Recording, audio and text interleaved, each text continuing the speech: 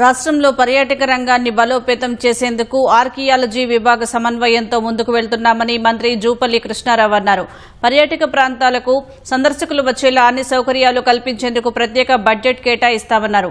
హైదరాబాద్లోని కుతుబ్షాహీ టూమ్స్, చార్మినార్ తదితర ప్రాంతాల్లో అధికారులతో కలిసి మంత్రి పర్యటించారు. పనుల పురోగతిపై అధికారులను ఆరా తీశారు. చారిత్రక కట్టడాలు, పురాతన వస్తువులను సంరక్షించి పర్యాటకులకు అందుబాటులో ఉంచుతామన్నారు.